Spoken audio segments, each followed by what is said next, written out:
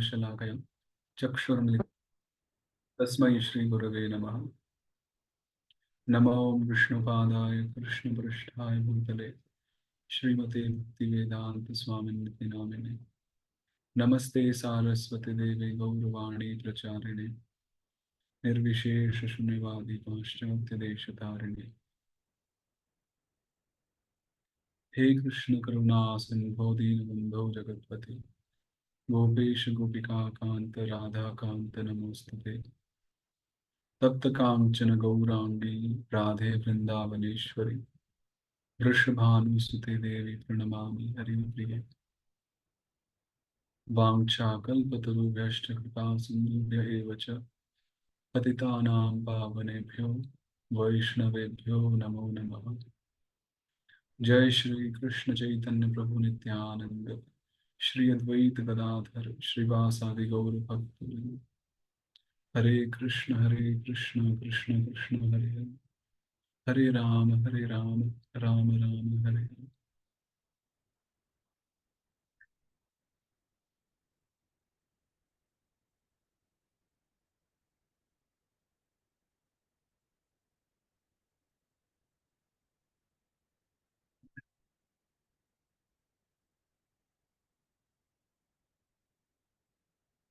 हरे कृष्णा। तो पुनः सभी भक्तों का हार्दिक स्वागत है। दामोदर लीला का जो प्रसंग हम अ, की जो चर्चा हो रही है, तो उसके तीसरे और अंतिम सत्र में अ, तो आज ये लास्ट सेशन रहेगा दामोदर लीला के ऊपर। अ,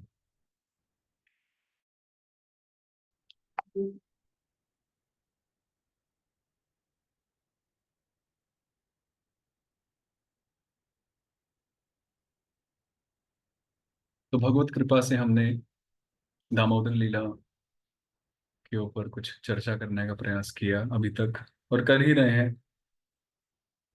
और आशा और इच्छा और यही प्रार्थना है कि हम करते रहें सभी लीलाओं की चर्चा, चिंतन, उनका गान, गायन, श्रवण इत्यादि। तो अभी तक हमने कथा सुनी कि किस प्रकार माता यशोदा ने कृष्ण को बांधने का प्रयास किया या बांधने की इच्छा की, और माता यशोदा ने जो बांधने की इच्छा की, तो अतद वीर्य कोविदा ऐसा शब्द आया था पिछले श्लोक में, श्लोक 12 में, कि माता यशोदा कृष्ण की जो ऐश्वर्य शक्ति है, उनका जो वैभव है, उनसे वो अभिज्ञ नहीं थी, परिचित नहीं थी, या उनको पता नहीं था। तो इसलिए उन्होंने कृष्ण को बांधना चाहा। अन्यथा अगर उन्हें कृष्ण की दिव्यता, कृष्ण का ऐश्वर्य पता हो, तो वो बिल्कुल सोचेंगे ही नहीं कि कृष्ण को मैं बांधूं। जहां पर कोई संभावना ही नहीं हो, वहां पर प्रयास करने का क्या लाभ। आप मान लीजिए, अगर कोई बच्चा जो पढ़ाई में अच्छा ना हो, और अगर उसको कोई कहे कि तुम आईआईटी, आईआईएम या बहुत डिफिकल्ट कोई एग्जामिनेशन के लिए प्रयास करो, तो उसको पता है कि उसका तो वहां कुछ होने वाला ही नहीं है, कोई संभावना ही नहीं है, तो वो क्यों प्रयास करेगा। और अगर वो करेगा तो वो मूर्ख ही कहलाएगा। और अगर कोई बच्चा पढ़ने में अच्छा नहीं हो, पर अगर उसको ये नहीं पता कि आईआईटी या वो एग्जाम कितने डिफिकल्ट होते हैं, फिर अगर वो प्रयास करे, वो एक अलग बात है, क्योंकि उसको उस डिफिकल्टी का पता नहीं है। तो इसी तरह से माता यशोदा बांधने तो जा रही है, और वैसे तो भगवान बंधन में आते ही नहीं है, पर फिर भी माता यशोदा ने हठ की, इच्छा की कि मैं आज कृष्ण को बांधूंगी। तो अब देखते हैं कि कृष्ण के हठ में और माता के हठ में कौन विजयी होता है और कौन पराजित होता है। या फिर अगर कोई भी पराजित नहीं होता है, दोनों ही जीत जाते हैं, दोनों की ही विजय होती है। तो ये सब आज हम पढ़ते हैं, सुनते हैं। तो आप सभी भक्तों के श्री चरणों में प्रार्थना करते हुए कि आप सब कृपा करें और हम इसको सुनने का प्रयास करते हैं। तो दशम स्कंद श्रीमद् भागवतम से अध्याय 9 और श्लोक क्रमांक 13 से। न चांतर न बहिर्यस्य न पूर्वम नापि चापरम पूर्वापरम बहिश्चांतर जगतो यो जगच्चयः। तो जो कृष्ण का जो वैभव, जो ऐश्वर्य जो हमने सुना, उसको और विस्तार से कह रहे हैं सुखदेव गोस्वामी कि क्या ऐश्वर्य है, क्या वैभव है कृष्ण का, जो माता को नहीं पता। तो न चांतर न बहिर्यस्य, कृष्ण का न तो कोई बाहर है, होता ना, जैसे मेरा बाहरी, अगर मेरा जो बाहर है तो ये मेरा जो शरीर है, इस शरीर के बाहर जो कुछ भी है उसको बही बोलेंगे, उसको बाहर की वस्तुओं बोलेंगे या बाहर का वातावरण बोलेंगे। और इस दृश्यमान शरीर के भीतर जो है उसको अंदर की वस्तुएं बोलेंगे। ठीक है। परंतु कृष्ण के बाहर तो कुछ है ही नहीं क्योंकि सब कुछ ही कृष्ण है। कृष्ण विष्णु है, और विष्णु का अर्थ होता है सर्वव्यापक, या जो हर जगह व्याप्त है। तो जो हर जगह व्याप्त है, हर एक चीज, हर एक वस्तु कण आदि में वर्तमान है, विराजमान है, उनके बाहर भले ही कौन सी चीज हो सकती है। तो इसलिए कृष्ण का बाहर ऐसा कुछ है ही नहीं, ऐसे कुछ सिद्धांत ही नहीं है कि कृष्ण के कुछ बाहर हो। और जिसका बाहर कुछ नहीं है तो भले ही उनका अंदर क्या हो सकता है। अर्थात कृष्ण के ना तो कुछ बाहर है और कृष्ण के अंदर कुछ नहीं है, क्योंकि सर्वत्र, हर दिशा में, हर देश में, हर स्थान में कृष्ण विराजमान है, वो वहां वर्तमान है। तो जब माता यशोदा कृष्ण को बांधना चाह रही हैं, तो बंधन करने के लिए, बांधने के लिए एक एक परिमाण, एक सीमा चाहिए कि हाँ इतना एरिया है और इसको हमें बांधना है। ठीक है। तो तभी तो वो बंधन में आएगा। परंतु कृष्ण का की तो कोई सीमा ही नहीं है, वो तो असीम है। तो वो कैसे बंधन में आएगा? कृष्ण स्वयं ही जगत है, यो जगत चयः। तो कहा गया है कि जो स्वयं जगत है, या जिनको पूरा जगत मिलकर भी जिनको बांध नहीं सकता, तो भले कैसे उस जगत के एक अंश, मतलब रस्सी के द्वारा कृष्ण को बांधा जा सकता है। पुनः मैं बोलूंगा कि जब कृष्ण को संपूर्ण जगत के द्वारा भी मापा नहीं जा सकता, उनको बांधा नहीं जा सकता, तो उस जगत के एक बिल्कुल क्षुद्र, एक छोटे से अंश, एक रस्सी के द्वारा भले कैसे कृष्ण को बांधा जा सकता है, अर्थात नहीं बांधा जा सकता।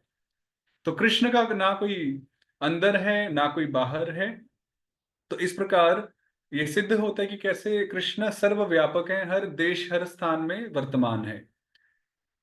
अब कहते हैं कि इतना ही नहीं, कृष्ण हर समय में भी वर्तमान है, हर काल में भी वर्तमान है। न पूर्वम न पी चापरम, कृष्ण का ना तो कोई पूर्व है और कृष्ण के ना तो कोई बाद है, क्योंकि हर समय में कृष्ण वर्तमान रहते हैं।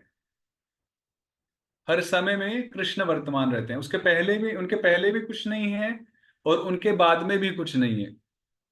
तो इस प्रकार ऐसे ऐश्वर्य से माता यशोदा अभिज्ञ नहीं थी, वो नहीं जान पाई कृष्ण के इस ऐश्वर्य को। और वो ऐसे श्री कृष्ण को, ऐसे असीम कृष्ण को बांधने की इच्छा रखने लगी। वैसे देखा जाए, यहाँ जो शब्द आया है कि कृष्ण ही जगत है, तो जो भागवतम का जो प्रथम श्लोक है, जन्माद्यस्य यतोन्वयात्, उसमें हम समझते हैं कि कैसे कार्य कारण रूप में, या कारण कार्य रूप में, कॉज एंड इफेक्ट रूप में, वो भगवान ही हैं जो सभी वस्तुओं में परिणत होते हैं अपनी शक्तियों के माध्यम से। भगवान है, भगवान की शक्ति है प्रधान। उस प्रधान का में से पंच महाभूत निकलते हैं, है ना, भूमि जल अग्नि वायु आकाश। और उन्हीं तत्वों की परिणति है ये, जब ये सारे स्वरूप जो हम इस जगत में देखते हैं, चाहे वो रस्सी हो, मिट्टी हो, कुछ भी हो, तो एक प्रकार से वो भगवान ब्रह्म ही हुआ, वो वस्तु जो रस्सी है। तो जो बांधे तो उससे जो कुछ अलग, कुछ पृथक हो, वो खुद का ही एक स्वरूप है, एक अंश है। तो खुद के स्वरूप से कोई कैसे बांधा जा सकता है? कुछ अलग तो हो, परंतु कृष्ण से पृथक, कृष्ण से अलग तो कुछ है ही नहीं, सब कृष्ण ही है। तो इस प्रकार ऐसे ऐश्वर्य से माता अनभिज्ञ थी, उनको नहीं यह पता था। तब कहेंगे कि फिर भी, तो फिर क्या उनकी प्रेरणा थी कि क्यों वो बांधना चाह रही थी? तो कहते हैं, तम मत्वात्मजम अव्यक्तम मर्त्य लिंगम अधोक्षजम गोपिकोलूखले दाम्ना बबंध प्राकृतम यथा। कि माता यशोदा ने तो सिर्फ कृष्ण को अपना बालक ही माना, आत्मजम, अपने से जो उत्पन्न अपना पुत्र मानकर कृष्ण को बांधने की चेष्टा की। और अव्यक्तम, माता यशोदा को तो व्यक्त नहीं हुआ कृष्ण का ऐश्वर्य। माता यशोदा को कुछ भी ज्ञात नहीं था कि कितना महान है, इसकी क्या क्या विभूतियां हैं, क्या ऐश्वर्य हैं। जबकि पिछले ही अध्याय में कुछ ही समय पहले माता यशोदा ने साक्षात दर्शन किए थे पूरे ब्रह्मांड के, पूरे विश्व के, कृष्ण के मुख के भीतर, उदर में। परंतु फिर भी भगवान ने अपनी योग माया से उसको विस्मृत कराया, विस्मरण कराया। और माता यशोदा फिर, तो कहा जा सकता है कि माता यशोदा को ज्ञान तो हुआ था कृष्ण की विभुता का, उनके वैभव का, पर भगवान ने अपनी छड़ी घुमाई और और वो ज्ञान लुप्त किया। तो इसलिए अव्यक्तम, और इसलिए वो छुप छुपे हुए हैं, एक मनुष्य शरीर में है, या मनुष्य शरीर में है। तो भले ही कृष्ण का जो तत्व है काफी सूक्ष्म है, उसको भौतिक इंद्रियों द्वारा समझा नहीं जा सकता, अधोक्षजम, परंतु फिर भी वो सभी के सामने मनुष्य शरीर में वर्तमान थे, विराजमान थे। तो ऐसे श्री कृष्ण को अपना पुत्र मानकर, अपना एक नन्हा सा नॉटी चाइल्ड, एक शरारती बच्चा मानकर, एक सामान्य बच्चे की तरह माता यशोदा ने कृष्ण को बांधने की चेष्टा की। और कैसे बांधने की चेष्टा की? रस्सी से, दामना। तो कोई आचार्य कहते हैं कि वो रस्सी अलग अलग वस्त्रों से बने हुए पट्टे हो ना, जैसे दुपट्टा हो गया। अ, तो कोई आचार्य कहते हैं कि वो उस तरह की रस्सी थी। कोई आचार्य कहते हैं कि जो गाय बछड़ों को बांधने में जो काम आती है रस्सी, वो रस्सी थी।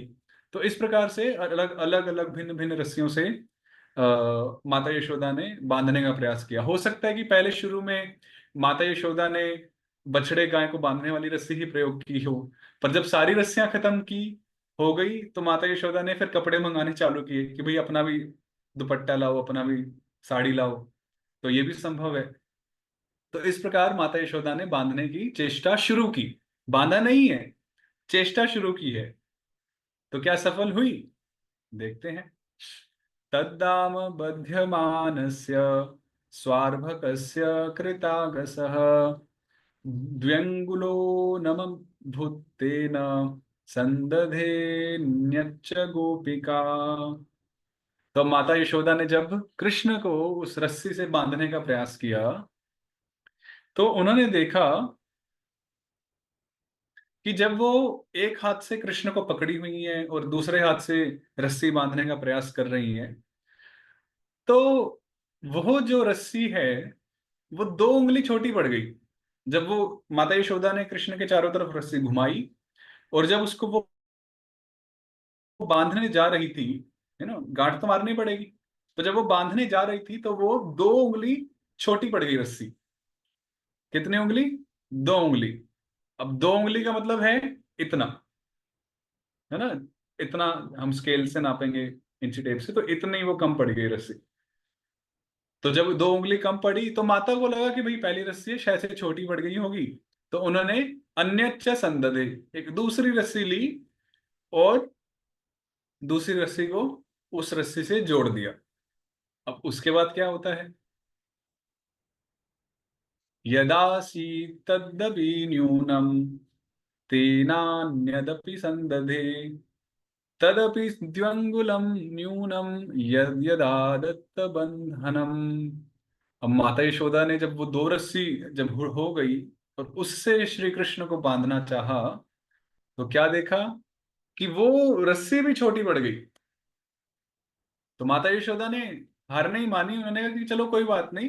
तो उन्होंने एक तीसरी रस्सी उठाई और फिर तेन अन्यदपि संददे, फिर उसको भी उन सब दोनों रस्सियों में जोड़कर उसको बड़ा किया।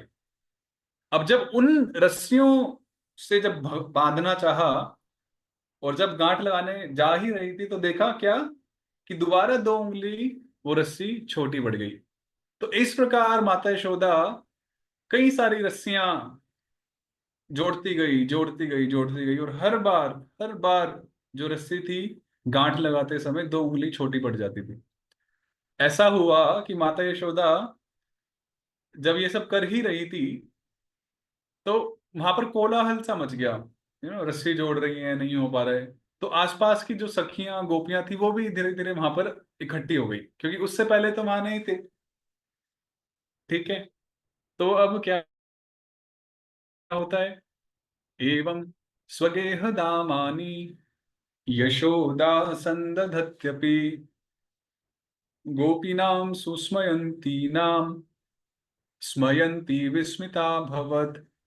तो इस प्रकार माता यशोदा ने अपने गृह की, अपने घर की जितनी भी रस्सियां थी, उन सबको एकत्रित कर लिया था और उन सबको जोड़ दिया था।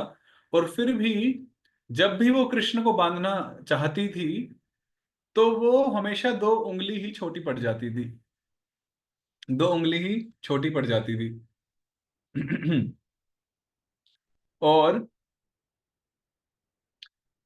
ऐसा होने से क्या होता था, जो सभी गोपियां जो इकट्ठी हो गई थी, तो जब 2 उंगली छोटी पड़ती थी, तो माता हंसने लगती थी। माता को क्रोध नहीं आया। हमारे साथ ऐसा होता, हमें तो गुस्सा आ जाए, परंतु माता को क्रोध नहीं आया। माता खुद भी हंसने लगी।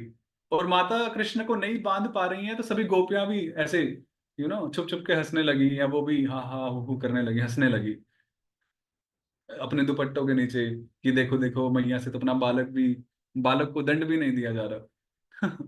तो कुछ गोपियों ने कहा कि मैया मैया, हे यशोदे, लगता है कि आज इस बालक के ललाट में, इसके बालक के भाग्य में लिखा नहीं है कि बंध जाए। तो इसलिए आप अपनी ये चेष्टा छोड़ दो, छोड़ दो। आज इसके भाग्य में नहीं लिखा बंधना, तो आप इसको छोड़ दो।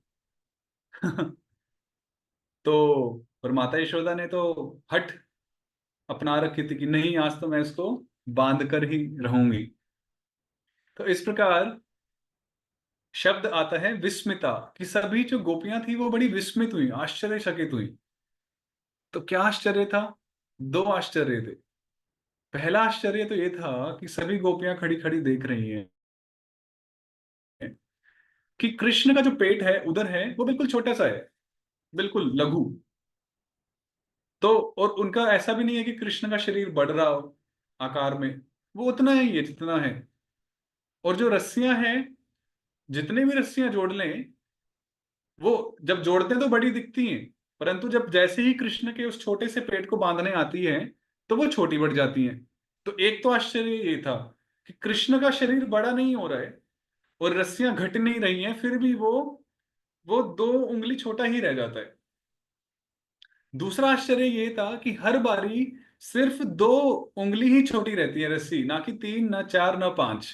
बिल्कुल नाप के 2 उंगली ही छोटी पड़ती है जो रस्सी है।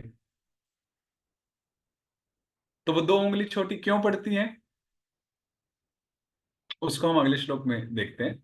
तो ये आश्चर्य था। सभी गोपियां आश्चर्यचकित हो गई कि भाई रस्सियां देख रही हैं भाई, वो जोड़ते जोड़ते जोड़ते इतने फुट की रस्सी हो गई, 100 फुट, 200 फुट, कि और कृष्ण का पेट डायामीटर है उसका सिर्फ 2 foot, 2.5 foot, something like that, ऐसा कुछ। तो वो 100 फुट की रस्सी भी उस 2 फुट के पेट को नाप नहीं पा रही है, उसको बांध नहीं पा रही है। जबकि कृष्ण का पेट बिल्कुल भी बढ़ नहीं रहा है, वो उतना का उतना ही है, छोटा सा। वो छोटा सा तो पिछले अध्याय में दिखाया भगवान ने, जो उसमें पूरा विश्व और ब्रह्मांड दिखाया। तो ये जो मान्यता है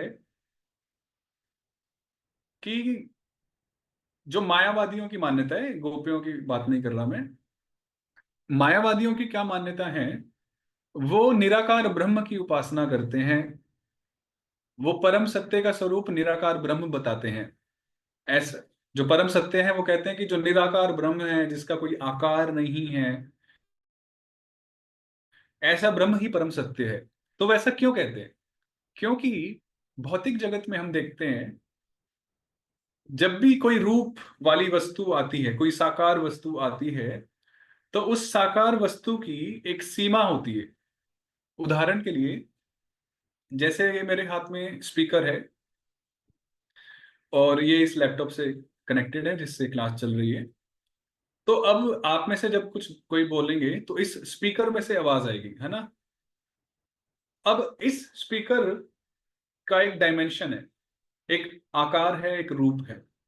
तो जब आप में से कोई कुछ बोलेंगे तो इस स्पीकर में से आवाज आएगी। क्या वो आवाज मोबाइल में से या अन्य किसी वस्तु में आ सकती है? नहीं आ सकती। क्यों?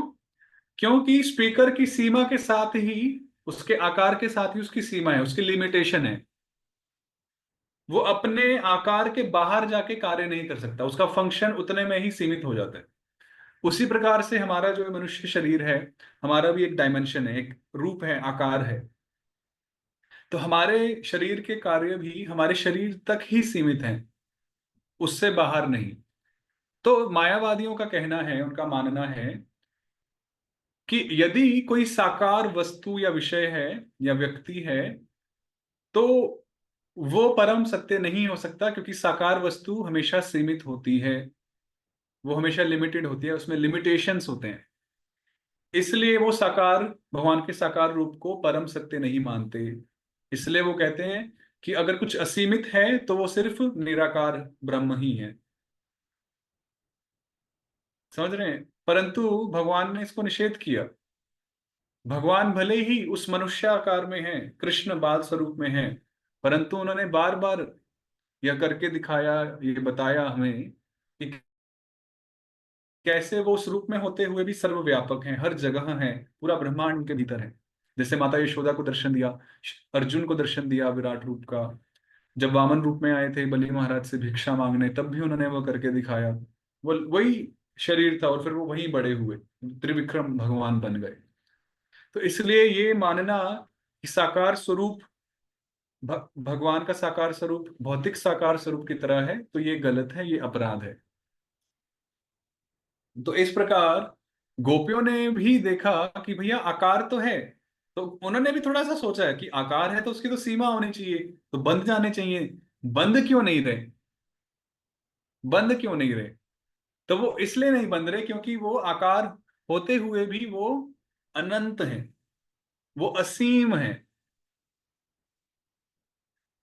तो इस प्रकार सभी बहुत आश्चर्यचकित हुए कि कृष्ण बिल्कुल भी बढ़ नहीं रहे हैं, फिर भी रस्सियों से बंध नहीं रहे, और वो रस्सी हमेशा 2 उंगली ही छोटी पड़ती है, न कि 3, न 4, न 5।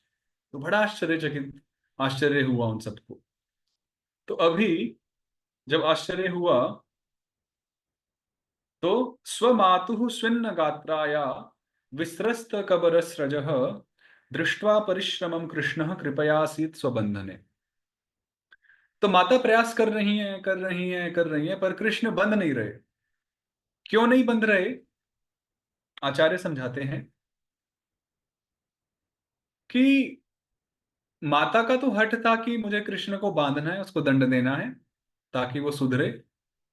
कृष्ण का हठ था कि अगर मैं बंध जाऊंगा तो मैं अपने मित्रों के साथ खेल नहीं पाऊंगा, अगर मैं बंध जाऊंगा तो मैं दधी मक्खन आदि की चोरी नहीं कर पाऊंगा, मैं खा नहीं पाऊंगा। तो इसलिए कृष्ण का मन ही मन संकल्प हुआ, उनका हठ हुआ कि मैं बंधूंगा नहीं। तो अब कृष्ण जब कोई संकल्प करते हैं तो कृष्ण का एक नाम है सत्य संकल्प। क्या नाम है? सत्य संकल्प। अर्थात भगवान जब भी कुछ निश्चय कर लेते हैं, कुछ हठ करते हैं, संकल्प करते हैं, तो वो हमेशा सच सच ही होता है, कभी मिथ्या नहीं होता वो। तो कृष्ण ने भी सोच लिया कि मैं भी बंधूंगा नहीं, क्योंकि मुझे तो खेलने जाना है, मुझे तो चोरी करनी है, अपने मित्रों के साथ जाना है, घूमना है, इत्यादि इत्यादि, क्रीड़ा करनी है। तो अभी भक्त की अपनी हट है, भगवान की अपनी हट है। तो जब भगवान ने अपनी हट की कि मैं नहीं बंधूंगा, तो भगवान की जो सत्य संकल्प शक्ति है, भगवान की अलग अलग शक्ति हैं, परास्य शक्तिर्विविधै श्रूयते, तो उसमें एक शक्ति है सत्य संकल्प शक्ति। तो वो सत्य संकल्प संकल्प शक्ति के द्वारा भगवान की जो ऐश्वर्य शक्ति है, जो वैभव शक्ति है, वो जागृत हो गई और वो एक्टिव हो गई। और उस शक्ति के कारण भगवान बंधन में नहीं आ रहे थे, उस शक्ति के कारण भगवान बंध नहीं पा रहे थे। आपको समझ में आया?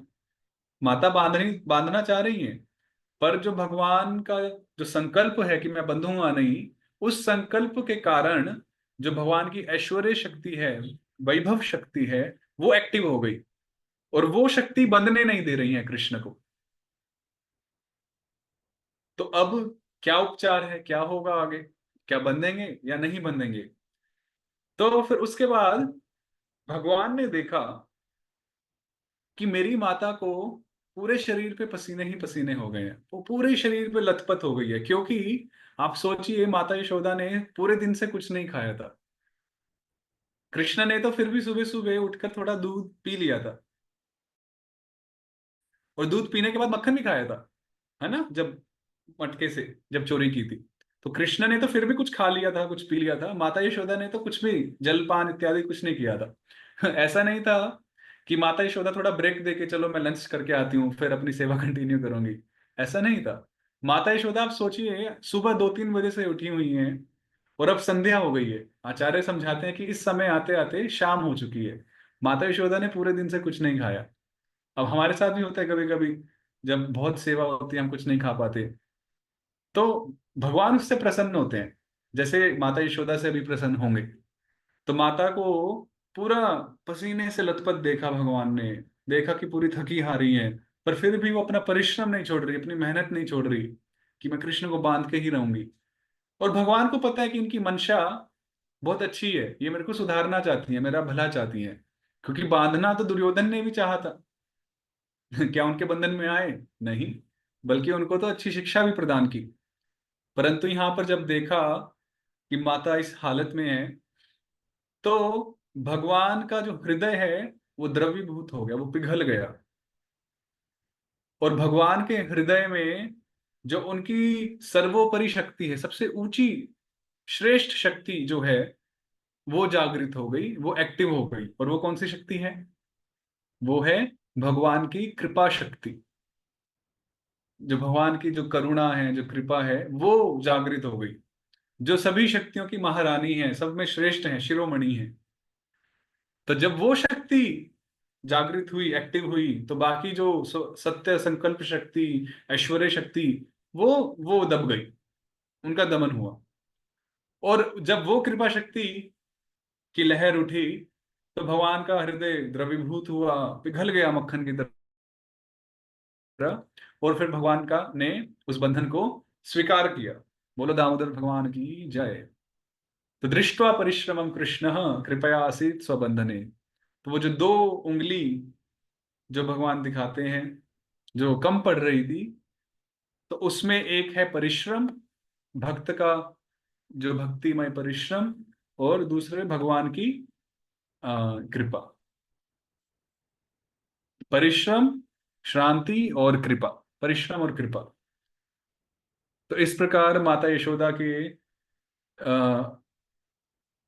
को परिश्रम देख करते देख भगवान से रहा नहीं गया, और उनकी कृपा शक्ति ने वो उनसे वो बंधन स्वीकार कराया।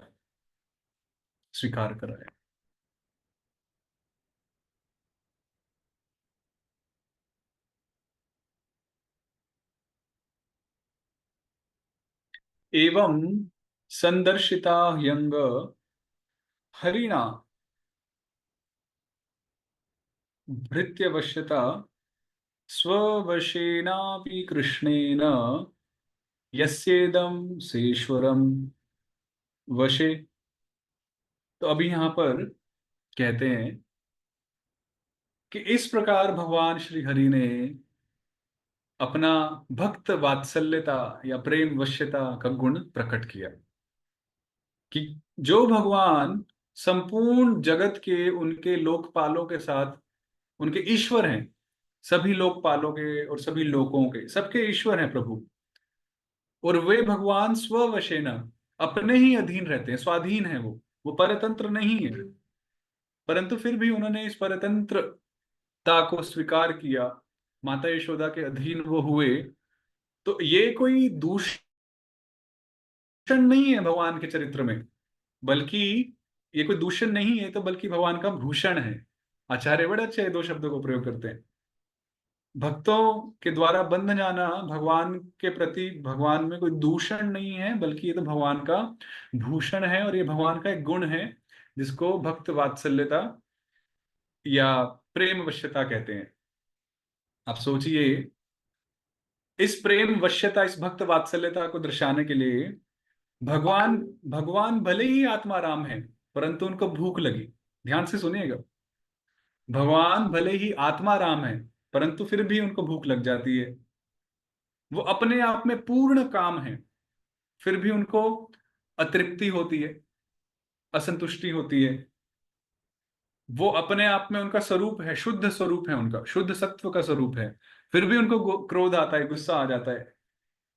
आप सोचिए, लक्ष्मी देवी उनके चरणों की सेवा करती हैं साक्षात, फिर भी वो चोरी करते हैं अन्यों के गृहों में और स्वयं के घर में भी। वो महाकाल, यमराज आदि सबके भय के कारण है, फिर भी वो माता यशोदा से भय करते हैं और उस भय के कारण पलायन करते हैं, भागते हैं। ऐसे भगवान जो मन की गति के द्वारा भी पकड़े नहीं जाते, परंतु वो अपनी माता के द्वारा पकड़े जाते हैं। ऐसे भगवान जो आनंद घन है, नंद के घर आनंद भयो, ऐसे भगवान दुखी होके रोना चालू करते हैं, रोते हैं। ऐसे भगवान जो सर्वव्यापक हैं, विष्णु हैं, हर जगह व्याप्त हैं, फिर भी वो बंधन स्वीकार करते हैं। क्यों? तो ये सब चीजें क्यों की? सिर्फ और सिर्फ भक्तों के प्रति अपने प्रेम को, अपनी वत्सलता को, अधीनता को प्रकट करते हुए।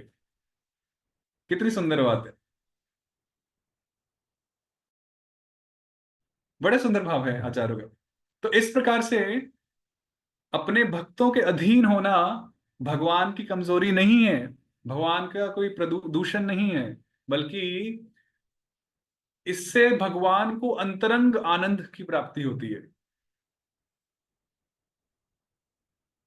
भगवान कोई जड़ वस्तु तो नहीं है, जड़ पदार्थ तो नहीं है, मशीन तो नहीं है, उनको भी आनंद चाहिए, हमें भी आनंद चाहिए, उन्हें भी आनंद चाहिए। तो वो किससे आनंद लेंगे? अपने भक्तों से। और उन भक्तों में भी सर्वश्रेष्ठ भक्त हैं ब्रजवासी, और उनमें भी माता यशोदा का अहोभाग्य, अहोभाग्य। तो इस प्रकार माता यशोदा के द्वारा बंध कर उन्होंने अपनी भक्त वात्सल्यता को प्रदर्शित किया। नेमं विरिंचो न भवो न श्रीरप्यंग संश्रया प्रसादम लेभिरे गोपी यत् प्राप विमुक्तिदात। यहां तक कि ब्रह्मा जी जो भगवान के पुत्र हैं, शिव जी जो भगवान के आत्म स्वरूप हैं, और लक्ष्मी जी जो भगवान की पत्नी हैं, जो हमेशा भगवान के अंगों की सेवा करती हैं, उन सब को भी इतने अंतरंग पार्षद होने के बावजूद भी वो कृपा प्राप्त नहीं हुई जो कृपा माता यशोदा को प्राप्त हुई। प्रसादम ले भी रे गोपी, यहाँ प्रसाद मतलब छोले पूरी नहीं है। यहाँ प्रसाद मतलब कृपा, भगवान की अनुकंपा, मर्सी। तो ऐसा नहीं है कि जो छोले पूरी माता यशोदा को दिया वो ब्रह्मा जी को नहीं। तो हम जब प्रसादम सोचते हैं तो प्रसादम मतलब हमें सीधा प्लेट दिखती है, और प्लेट में पनीर दिखता है इत्यादि इत्यादि। वो भी प्रसाद है, पर यहाँ प्रसाद मतलब कृपा। तो जो सौभाग्य माता यशोदा को प्रदान किया, जो अधिकार माता यशोदा को प्रदान किया, वो सौभाग्य, वो अधिकार किसी को भी प्रदान नहीं किया। और सच है, सच है ये बात, क्योंकि जो अधिकार माता के पास होता है वो किसी के पास नहीं होता है, ना हमारे बच्चों के पास होता है, ना पत्नी के पास होता है, ना नौकर चाकर के पास होता है ना, ना अपने भाइयों के पास होता है, किसी के पास नहीं होता है जो अपनी माता के पास अधिकार होता है। हम चाहे जितने ही बड़े हो जाए, माता हमें मार भी दे तो वो नैतिक तौर पे गलत नहीं है। हमें बुरा लगे वो अलग बात है, पर वो नैतिकता के दृष्टि से बिल्कुल गलत नहीं है, वो मार सकती है। तो इस प्रकार से अहो भाग्य है माता यशोदा का। देखिए, शिव जी, ब्रह्मा जी, लक्ष्मी जी कुछ कम नहीं है, ये सब भी भगवान के परम भक्त हैं। अब इसमें प्रश्न उठेगा, जिसने थोड़ी कथा सुनी हुई है पहले, कि हम कथा सुनते हैं कि माता यशोदा पूर्व जन्म में धरा नाम से थी, है ना, द्रोण और धरा। नंद महाराज द्रोण के नाम से और यशोदा माता धरा के नाम से। उन्होंने तपस्या की थी, और फिर ब्रह्मा जी प्रकट होते हैं, प्रसन्न होते हैं, और वो उनको आशीर्वाद देते हैं कि चलो ठीक है, तुम्हें कृष्ण भगवान बालक स्वरूप में मिलेंगे, इत्यादि इत्यादि। तो प्रश्न उठ सकता है कि ब्रह्मा जी की कृपा से ही तो उन्हें भगवान की प्राप्ति हुई, या भगवान की उस कृपा की प्राप्ति हुई, तो उन्हें स्वयं की प्राप्ति नहीं हो पा रही। भाई, ब्रह्मा जी अगर कृपा कर सकते हैं, उनको वो चीज प्राप्त करा सकते हैं, तो उन्हें खुद प्राप्ति क्यों नहीं हो रही? तो इसमें आचार्य समझाते हैं कि वास्तव में नंद महाराज और यशोदा अलग हैं, द्रोण और धरा अलग हैं। द्रोण और धरा साधन सिद्ध भक्त हैं, जो अपनी साधना से, तपस्या से सिद्धि प्राप्त की है। नंद महाराज, यशोदा, वो भगवान के नित्य पार्षद हैं, वो साधन सिद्ध नहीं है, वो नित्य सिद्ध हैं। तो जो द्रोण और धरा है, वो नंद और यशोदा में प्रवेश करते हैं अंश स्वरूप में। तो इस तरह से हमें इसे समझना चाहिए।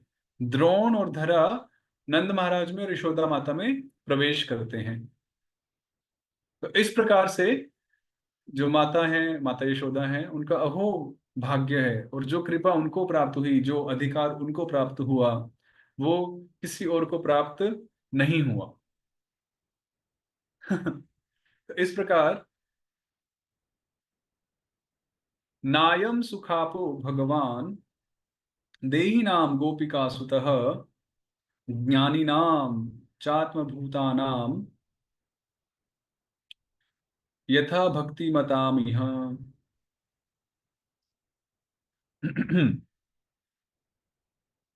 इस संसार में चार पुरुषार्थ हैं: धर्म, अर्थ, काम एवं मोक्ष। उन चारों पुरुषार्थों से ऊंचा है भगवत प्रेम, जो पंचम पुरुषार्थ कहा गया है। प्रेमा पुमर्थो महान, चैतन्य महाप्रभु का ये मत है। अब उस पंचम पुरुषार्थ, उस प्रेम के जो आश्रय हैं, जो धारण करते हैं, वो हैं भक्त। तो वो श्रेष्ठ हैं। अब उन भक्तों के मध्य में भी जो नित्य सिद्ध भक्त हैं, वो श्रेष्ठ हैं, क्योंकि उनके पास सदैव वो धन, वो प्रेम, पंचम पुरुषार्थ उनके अधिकार में होता है, उनके पास होता है। वो ऐसे नित्य सिद्ध भक्तों में भी जो गोकुल के जो ब्रजवासी भक्त हैं, वो श्रेष्ठ हैं। और उनमें भी भगवान की जो माता हैं, वो सभी में श्रेष्ठ हैं, जो भगवान के प्रति वात्सल्य भाव रखती हैं। तो ऐसे भक्तों के द्वारा, अथवा ऐसे भक्तों का जो अनुगमन करें, उनके द्वारा ही केवल श्री कृष्ण प्राप्य हैं, सुलभ हैं। अन्यथा सभी के लिए दुर्लभ हैं। अन्यथा सभी के लिए दुर्लभ है, किसी के पकड़ में नहीं आते। तो नायम सुखापो भगवान, जो लोग इस शरीर में आत्मा मानकर जो जी रहे हैं, उनके पकड़ में भगवान नहीं आते जल्दी से। जो ज्ञान में मग्न है, अधिक ज्ञान में मग्न है, भक्ति में मग्न नहीं है, भगवान उनकी पकड़ में भी जल्दी से नहीं आते।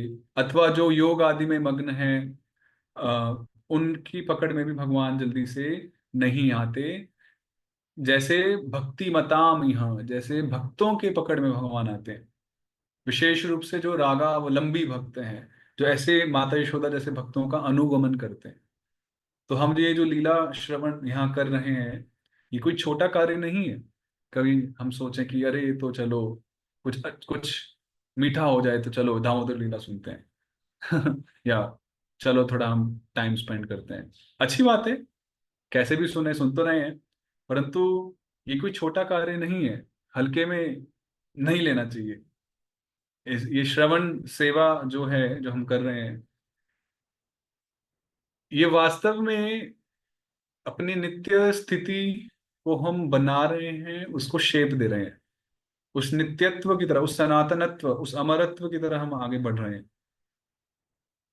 और ऐसे ही नहीं, हम बिल्कुल उन भक्तों को देखते हुए, उनका अवलंबन करते हुए, उनके भावों को परखते हुए हम आगे बढ़ रहे हैं।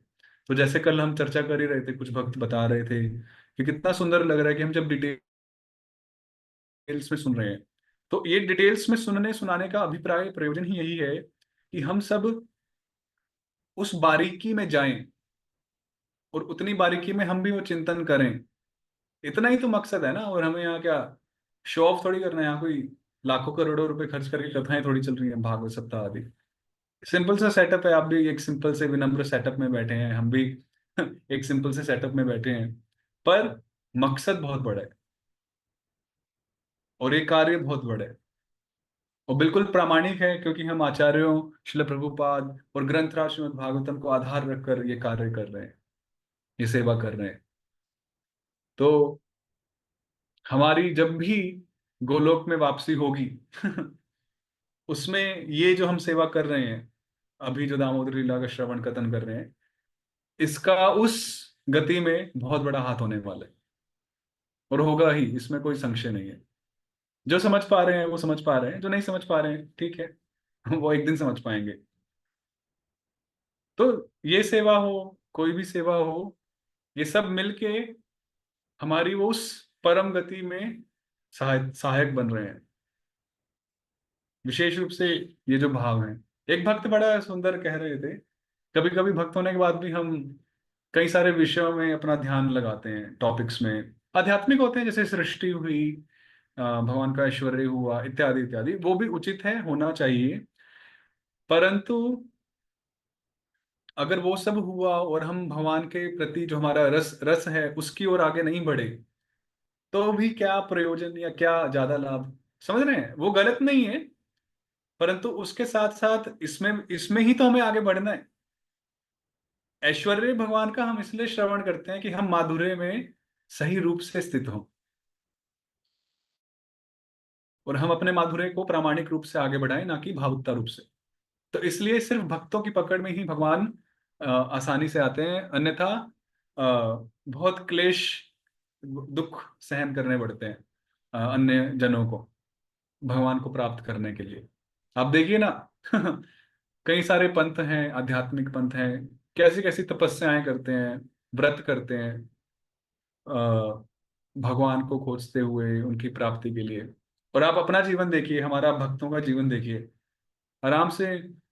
बस हाँ, सुबह उठने वाली एक तपस्या मैं बोलता हूँ कि होती है, अन्यथा नाचना गाना, प्रसाद पाना, भक्तों की संगति करना, सभाएं लगाना, तो देखा जाए तो कितना सिंपल है हमारा साधन, एक दृष्टिकोण से, कि हमारा लिटरली उतना फिजिकल हार्डनेस नहीं है, शारीरिक तौर पे कोई हमें क्लेश नहीं दिया जा रहा, टॉर्चर नहीं किया जा रहा कि चलो भक्ति करो वरना तुम कृष्ण को नहीं पा सकोगे। नहीं, यहाँ तो भगवान ने 2 बार गीता में कहा कि मन मना, आपको तो अपना मन लगाना है। तो कितना सरल है भगवान का ये भक्ति योग, और उनको प्राप्त करने की ये विधि। तो इस प्रकार से केवल भक्तों के द्वारा ही ये प्राप्त हो सकता है। और ये श्लोक विशेष रूप से इसलिए कहा गया है कि हमें ऐसा नहीं समझना चाहिए कि सिर्फ नित्य सिद्ध भक्त ही भगवान के साथ उन लीलाओं को कर सकते हैं। नहीं, हम भी चाहें तो हम भी उन लीलाओं का भाग बन सकते हैं साक्षात। जैसे द्रोण और धरा नंद महाराज और यशोदा में प्रवेश किए, और वो उस लीला को अनुभव कर रहे हैं, वैसे हमारा भी चांस है। एक्चुअली परीक्षित महाराज ने जब कथा सुनी अध्याय 8 में कि कैसे माता यशोदा का और कृष्ण का वात्सल्य भाव है, तो वो थोड़े निराश हुए परीक्षित महाराज। और निराशा का कारण यह था कि ये तो अच्छी बात है कि भाई माता यशोदा और कृष्ण के बीच में इतना प्रेम है, स्नेह है, वात्सल्य भाव है, परंतु क्या हम उन भावों को, उस स्थिति को कभी प्राप्त नहीं कर पाएंगे। उनकी निराशा थी। और सही निराशा है, क्योंकि हम सुन रहे हैं किस लिए? हम भी तो भगवान की उस रूप में सेवा करना चाहते हैं, हम भी तो वो लीला भगवान के साथ संपन्न करना चाहते हैं। तब सुखदेव गोस्वामी समझाते हैं कि नहीं, अगर भक्त अपनी साधना सिद्ध करते हैं तो भगवत कृपा से संभव है, तभी तो ये साधन हम कर रहे हैं, वरना अर्थ ही क्या।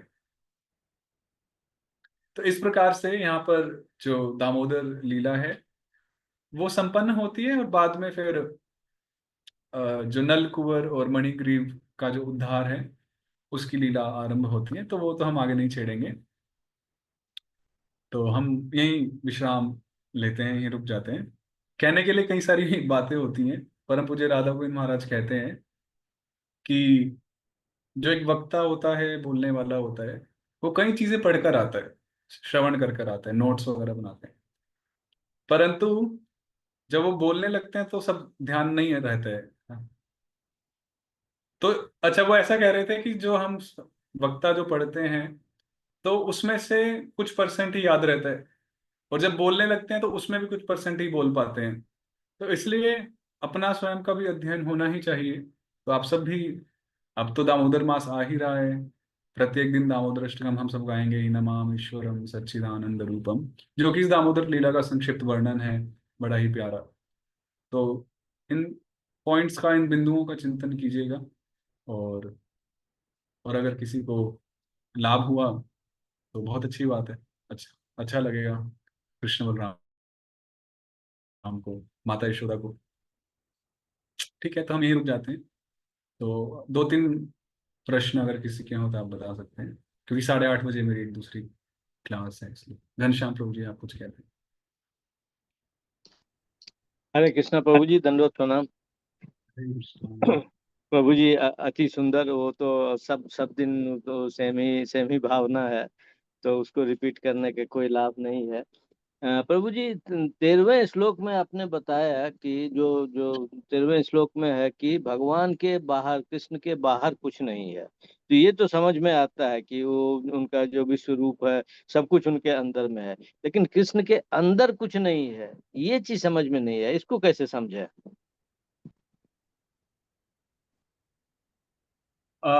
सिंपल शब्दों में, सरल शब्दों में,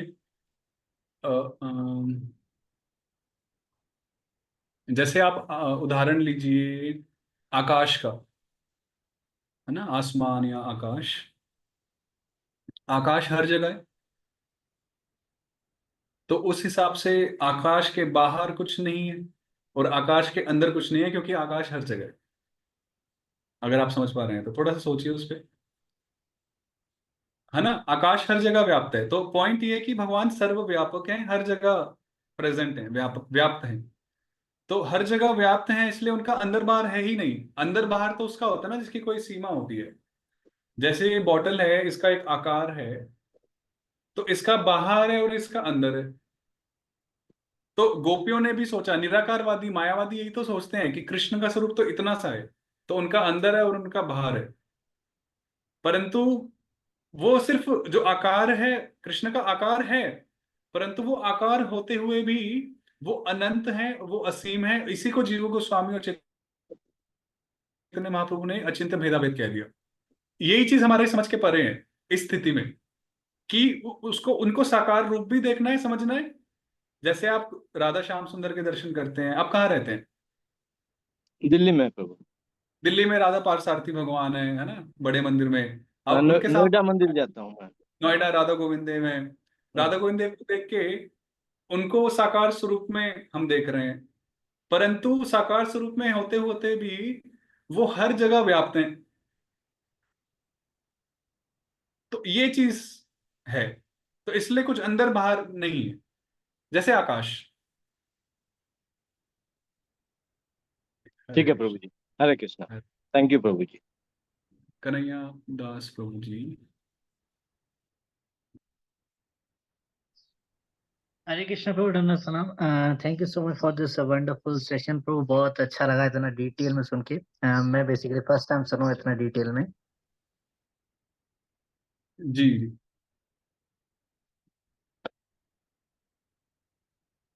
प्रभु तो जी आप। प्रभु सवाल नहीं था सिर्फ, अभय है किसी से डरते नहीं, लेकिन वो माता से डर जाते हैं, तो ये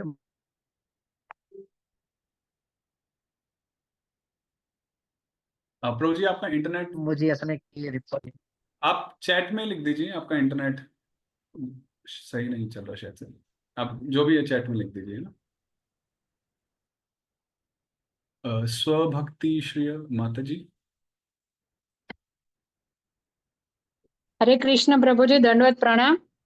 हरे कृष्णा, दंडवत प्रणाम। हाँ प्रभु जी, मैं कल और दो परसों मेरा भक्ति शास्त्री क्लास चल रहा था, तो क्लास में नहीं आ पाई थी, तो रिकॉर्डिंग मिल सकता है मुझे?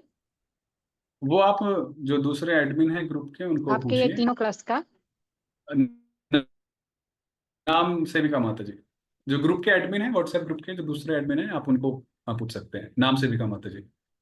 नंबर नहीं है प्रभु जी मेरे पास। व्हाट्सएप ग्रुप में है, एडमिन है। एडमिन तो एक ओके दो ही। ओके। जी, हरे कृष्णा। हरे कृष्ण। कुसुम माता जी। सॉरी। बहुत नहीं हो रहा। हरे कृष्णा प्रभु जी, प्रणाम हरे कृष्णा। जी। बहुत सुंदर सेशन था प्रभु जी। यही मन करा कि अभी आगे चलता रहे प्रभु जी। बहुत सुंदर। आंख मूंदते हुए 2 दिन से आंख मूंदो तो आपकी जो लीला वर्णन है वही सब आता है कि कितने सुंदर भगवान माता के स्तनपान के लिए मचलते हैं, कैसे करते हैं प्रभु जी। बहुत सुंदर लीला। प्रभु जी मेरे अंदर एक क्वेश्चन है कि ये कार्तिक मास को दामोदर मास क्यों कहते हैं?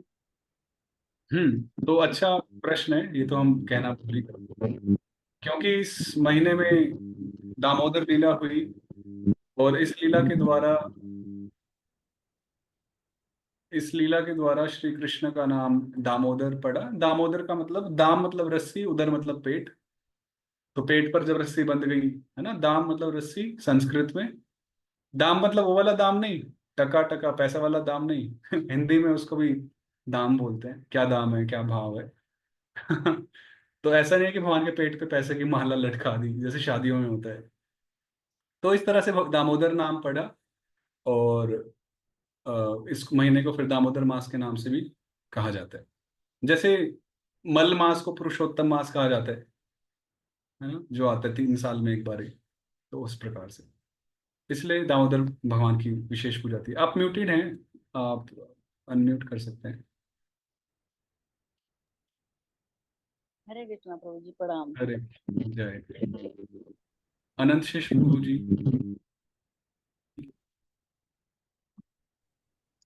हरे कृष्णा प्रभु जी, धन्यवाद प्रणाम। प्रभु जी 3 दिन हरे से आपने बहुत अच्छा दामोदर लीला के बारे में विस्तार से बताया प्रभु जी। कोटि कोटि धन्यवाद प्रणाम प्रभु जी। जय। आपने बताया कि परिश्रम, भक्त का परिश्रम और भगवान की कृपा से ही भक्त भगवान के प्रेम मतलब वो जो दिव्य प्रेम वश भगवान बन जाते हैं। तो और भक्त आकर्षित है भगवान के गुणों से, और भगवान आकर्षित है भक्त की प्रेममयी सेवा से। तो मेरा प्रश्न यह है कि यदि भगवान को प्रसन्न करना है तो हमें निरंतर भगवान की सेवा में लगे रहना चाहिए। परंतु जो लोग वृद्ध अवस्था में है, जैसे मेरी एज अभी 64 ईयर्स है, और वो धीरे धीरे फिर वो अस्वस्थ होंगे और भगवान की सेवा नहीं कर पाएंगे, तो उनके लिए क्या अवकाश है, क्या चांस है प्रभु जी? हरे कृष्ण। तो बड़ा सुंदर प्रश्न है। तो जरूरी नहीं है कि परिश्रम कायिक हो, मतलब शारीरिक परिश्रम हो। कायेन वाचा मनसेन्द्रियैर्वा बुद्ध्यात्मना वानुसृत स्वभावात्, अर्थात परिश्रम शारीरिक हो सकता है, वाणी से हो सकता है। जैसे अभी मैं कथा कहने का प्रयास कर रहा हूँ, तो ये भी परिश्रम है वाणी के द्वारा। तो कायेन वाचा, मन के द्वारा भी परिश्रम हो सकता है। मन के द्वारा जब हम चिंतन करेंगे, जब हमारा मन चिंतन नहीं करना चाह रहा कृष्ण का, पर फिर भी हम चिंतन करने का प्रयास कर रहे हैं, वो भी परिश्रम हुआ है नहीं। तो कायेन वाचा मनसा इंद्रिय, इंद्रियों के द्वारा कुछ परिश्रम करना। जैसे अब शायद से कुछ लोग बैठ नहीं पा रहे होंगे, पर फिर भी प्रयास कर रहे हैं कि बैठ के सुन लें। शायद से कुछ लोगों को शर्म आ रही होगी, कैमरा ऑन ना करें, फिर भी ऑन किया है। इत्यादि इत्यादि। तो परिश्रम है ना। आप सब में से शायद से कुछ भक्तों की कुछ और सेवा होगी, कुछ बिजनेस होगा, उसको छोड़कर यहाँ पर आए, तो ये परिश्रम है। तो कायेन वाचा मनसा इंद्रियैर्वा बुद्धि, बुद्धि के द्वारा परिश्रम, सोचना, निर्णय लेना भक्ति में कि मैं क्या करूं क्या ना करूं, अब मुझे बहुत समय हो गया है भक्ति में, अब मुझे कुछ ठोस डिसीजन लेना चाहिए, तो ये भी परिश्रम हुआ। या फिर अपने स्वभाव के हिसाब से कुछ भगवान के लिए करना, तो ये सब परिश्रम की काउंटिंग में आते हैं। तो सिर्फ ऐसा नहीं कि भागते ही रहो वही परिश्रम है, वो तो माता यशोदा का की लीला थी, उसमें वो भाग रही हैं तो वो एक परिश्रम काउंट हुआ। तो किसी भी तरह से किया गया परिश्रम भगवान की सेवा के लिए तो परिश्रम ही कहलाता है। तो आपको इसमें और कुछ कहना है, इफ यू वांट टू? नहीं प्रभु जी, बहुत सुंदर आपने समझाया प्रभु जी, धन्यवाद। हरे कृष्ण। हरे कृष्ण। तो श्री नाम सुधा माता जी, Solapur. Hare Krishna, Dhanat Pranam, Prabhuji. Prabhuji, I am looking for getting more lectures from you from of Dhruv Maharaj, Prahlad Maharaj, Kunti Maharani, all those. मैं सोच रहा था कि व्हाट्स नेक्स्ट, लाइक कौन सा पिक। What's तो next? मैं सोच रहा था 10th कैंटो में से कुछ पिक करते हैं, पर देखते हैं जैसे भगवान प्रेरणा देंगे तो कुछ अच्छे से पिक करके प्रिपेयर करेंगे। ये दो तीन एक दो महीने में। Please जय do well. तो कन्हैया प्रभु जी, आपका इंटरनेट पता नहीं बीच में इंटरप्ट हो जाता है, सही है? ठीक है, ट्राई करते हैं। हरे कृष्णा प्रभु जी, धन्यवाद प्रणाम। सॉरी प्रभु जी, कॉल आ रही थी इस वजह से डिस्टर्ब हो रहा था। एक क्वेश्चन है प्रभु, हमने बताइए। जैसे ऑलरेडी लीला अभी भगवान की सुनी, दामोदर लीला, इसमें कहीं पे दीप का जिक्र नहीं हुआ, दीप के बारे में कहीं पे भी नहीं, लेकिन दामोदर मास में दीप दान की बहुत बड़ी महिमा है, तो ये थोड़ा सा कंफ्यूजन है। दीपदान की महिमा हरि भक्ति विलास आदि ग्रंथों में मिलती है, तो मैंने स्वयं भक्ति रसामृत महाराज जी से सुना हुआ है। तो अलग अलग लीलाएं आती हैं अलग अलग शास्त्रों से, पुराणों से, हरि भक्ति विलास से, कि क्या महात्म्य है दीपदान का इस महीने में। तो वो आप इंटरनेट पे सर्च करेंगे तो आई थिंक मिलेगी, पास टाइम्स वगैरह। तो और अगर किसी को लिंक वगैरह तो वो शेयर कर सकते हैं मुझे पर्सनली, मैं ग्रुप में डाल दूंगा। तो उसकी अलग से शास्त्रों में आती है महिमा दीपदान की। Thank you. हरे कृष्ण। गायत्री माता जी। Hare Krishna, Prabhu, Nanu Pranam. Prabhu, thank you for this wonderful session. It literally enhances too much to this little mind.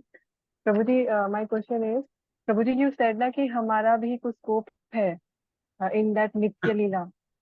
तो प्रभुजी मैं बस यही पूछना था प्रभुजी, जैसे उद्धव जी तो खुद ही चरण वेणु चाहते हैं वृंदावन वासियों के, मतलब he want to be grass, तो हम तो वैसे भी साधना सिद्ध तो हो ही नहीं सकते, हम तो कृपा सिद्ध हैं, तो हाउ वी कैन, मतलब इसमें थोड़ा सा क्या करें कि वी शुड बी। तो बड़ा अच्छा प्रश्न है। इसमें मेरा जो मैं समझ पाया हूँ अभी तक, परिश्रम हमारा, परिश्रम जब हम करें तो वो परिश्रम होना चाहिए इस भाव से कि हम साधना सिद्ध हैं, कि हमें साधना से ही सिद्धि मिलेगी, पर मनोभाव रहना चाहिए कृपा सिद्धि वाला। ऐसा नहीं है कि कृपा सिद्धि करते करते हम परिश्रम भी ना करें। परिश्रम बराबर चलना चाहिए पूर्ण भाव से, परंतु मानसिकता वो कृपा क्या, मन में हमेशा कृपा की आकांक्षा बनी रहनी चाहिए कि अब होगी कृपा, अब होगी कृपा, अब होगी कृपा। इस प्रकार से परिश्रम हमेशा चलता रहना चाहिए। और एक्चुअली होता इसी तरह से, यही प्रोसेस है, क्योंकि साधना के बल से भी भगवान को जीता नहीं जा सकता। क्योंकि माता यशोदा भी देखिए, अब आप सोचिए, परिश्रम तो माता सुबह से कर रही है, तो हो सकता था कि भगवान दोपहर में भी पकड़ में आ जाते, दोपहर में ही बंध जाते, शाम ही क्यों ली? क्योंकि परिश्रम तो माता जी आई एम लाइक, जो यशोदा माता हैं, उनकी इंटेंसिटी जो थी वो उतनी ही थी भगवान को बांधने के लिए, वो सेवा, वो परिश्रम उतना ही इंटेंस था। फिर भी भगवान ने वो इंटेंसिटी थोड़ी देखी, थोड़ा उनका पेशेंस भी देखा। वरना वो पहले भी बन सकते हैं कि चलो ठीक है, मैं भी फ्री होता हूँ, माता को भी फ्री करता हूँ, फिर टीवी देखेंगे। तो ऐसा तो नहीं है। तो पॉइंट ये है कि परिश्रम पूरा चलते रहना चाहिए। अब वो भगवान के ऊपर है कि कब वो हमारे हमारे परिश्रम से संतुष्ट होकर हमें फल देंगे, वो प्रेम का फल। अब वो एक दिन भी हो सकता है, एक साल भी हो सकता है, एक जन्म भी हो सकता है, इत्यादि इत्यादि। आप समझ रहे हैं? माता यशोदा भी परिश्रम सुबह से ही कर रही थी, पर भगवान संध्या में ही बंधे।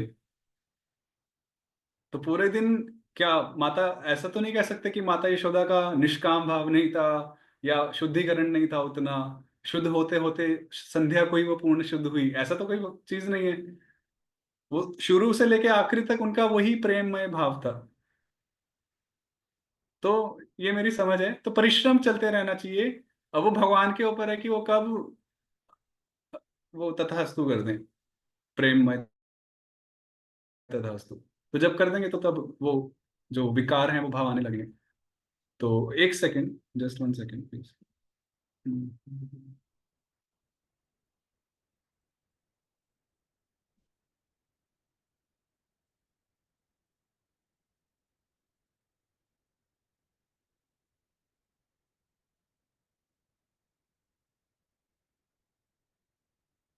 तारक गोविंद प्रभु जी। हरे कृष्ण प्रभु जी, दंडवत प्रणाम। हरे कृष्णा। प्रभु जी, क्वेश्चन तो मेरा कोई नहीं था, लेकिन मैं बस ये चाह रहा था कि जैसे 3 दिन की जो रिकॉर्डिंग है, अगर ग्रुप में वो शेयर कर दी जाए। उसका मैं कई बार ही बोल चुका हूँ प्रभु जी, जो अदर एडमिन हैं वो माता जी देखती हैं things।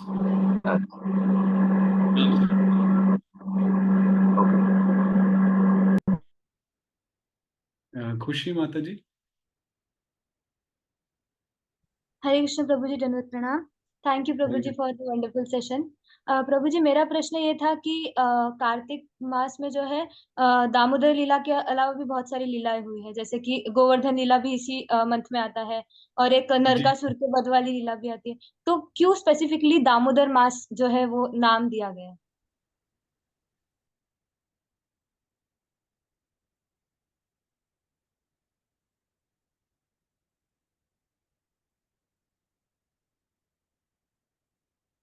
ये देखना पड़ेगा कि क्यों दिया है। ऑफ कोर्स शास्त्रों के आधार पर ही है कि एक कारण, एक तो ये भी है कि हर महीने का नाम भगवान के नाम पर भी आधारित है। जैसे हमें जनवरी फरवरी पता है, फिर दूसरा हम जो हिंदी में है ना, जो पंचांग में जो होते हैं नाम, वो महीनों के नाम होते हैं। तीसरा, भगवान के नाम से भी हर महीना कहलाया जाता है कि ये ऋषिकेश मास, ये दामोदर मास, कृष्ण मास, इस तरह से भी चलता है। तो इसको दामोदर मास बोलते हैं। आपका अच्छा पॉइंट है, देखना पड़ेगा। तो इसके बारे में मैंने ज्यादा कुछ पढ़ा सुना तो नहीं है, तो कुछ मिलेगा तो अवश्य। हरे कृष्ण। और किसी भक्त को एनी लास्ट थिंग कोई? तो अगर नहीं है तो, अगर आपको, अच्छा, प्रियम श्रीवास्तव माता जी, प्रियम प्रियम जी माता जी। प्रणाम। हरे प्रभु कृष्ण। जी, जैसे आपने ये दामोदर लीला थोड़ा बताया, मतलब काफी बहुत सुंदर बताया। प्रभु जी, थोड़ा सा अगर आप उसके बारे में बताएं जो नल कुबेर और मणिग्रीव वाला है, क्योंकि दामोदर लीला के बिना वो पॉसिबल नहीं था। मतलब जैसा हम लोग ने सुना है अभी तक जो पढ़ा है कि दामोदर लीला और इनका एक कनेक्शन है जिसके बिना वो पॉसिबल ही नहीं था कि नल कुबेर और मणिग्रीव की मतलब मुक्ति हो पाती। तो थोड़ा सा उसको बताइए अगर पॉसिबल हो तो, क्योंकि वो बहुत अच्छा लगता है। इनमें जो लिंक है वो, जो मुझे, मैं समझता हूँ, जो पढ़ा है, दामोदर लीला के माध्यम से कृष्ण ने अपनी माता के संकल्प को रखा, उनको माना या उसको आगे किया, और नल कुंवर और मणिग्रीव का जो उद्धार हुआ, वहां पर उन्होंने अपने भक्त नारद मुनि के संकल्प को रखा, मान रखा। तो भगवान दोनों ही लीलाओं के द्वारा जो भक्तों के प्रति जो उनका भाव है कि भले ही अपना क्या बोलते हैं भजन में ना, अपना मान भले ही टल जाए, भक्तों का मान संभलते देखा आया, भगवान संभालते हैं। तो ये एक है कि भगवान दोनों ही लीलाओं में अपने भक्तों के मान को रख रहे हैं, उनके वचनों को रख रहे हैं। सत्यम सत्यम विधातुम निज भृत्य भाषितुम, कि कैसे वो अपने भक्तों की वाणी को, उनके शब्दों को सत्य करने के लिए प्रयत्न करते हैं, प्रयास करते हैं। और बाकी भगवान खुद बंधे हुए हैं और वो दूसरों को बंधन से मुक्त करना चाहते हैं। यहाँ से आचार्य कंटिन्यू करते हैं दूसरी लीला नलकुबर और मणिग्रीव की। खुद बंधे हुए हैं ना अभी उखल से, और तो खुद बंधे हैं पर दूसरे को मुक्त करना चाहते हैं। तो ये कुछ लिंक्स हैं। बाकी तो वो एक अलग ही लीला है, काफी अच्छी लीला है वो भी। तो कभी आप पढ़िए उसको, समझिए, सुनने का प्रयास कीजिए कहीं। ठीक है, Hare Krishna. Okay, anything else यहाँ पर? हरे कृष्णा प्रभु जी, thank you oh so Hare much. Thank you so much प्रभु जी for conducting this course and ये 3 दिन जो बहुत सुंदर क्लासेस की, मैंने पहले दिन की तो रिकॉर्डिंग सुनी थी, आज तो मैंने भी क्लास सुनी. थैंक यू सो अच्छा, मच प्रभु जी. सभी भक्त रिकॉर्डिंग वाले जो भी भक्त थे तो यही माता जी हैं। Who will give the recording? Recording आप सभी recording Rupanuga Vidyapeeth Pandharpur YouTube channel पर जाके आप देख सकते हैं, आपको मिल जाएगा. But thank you so much प्रभु, आप ने ये कोर्स जो किया, इतने 3 दिन बहुत सुंदर क्लासेस, आप सब भक्तों ने जिन्होंने भी तीनों दिन अटेंड किया, आपने देखा हुआ कि प्रभु जी कितना सुंदर सिस्टमैटिकली शास्त्रों को कोट करके, इतना ब्यूटीफुली कनेक्ट करके, बहुत एकदम रसिक कथा प्रदान करते हैं. तो आप सबसे रिक्वेस्ट है कि आगे की भी कथा जब प्रभु जी करे, जो भी कोर्सेस आए, तो आप सब उनमें ज्वाइन कीजिएगा. थैंक यू सो मच प्रभु ji, we are very grateful for you. एक बार हमारे परंपरा के अनुसार प्रभु जी का धन्यवाद करते हैं हरे कृष्ण महामंत्र के साथ. Hare Krishna Krishna Krishna Hare Hare, Hare Ram Ram Ram Hare Hare. Thank you so much. जय हरे कृष्ण.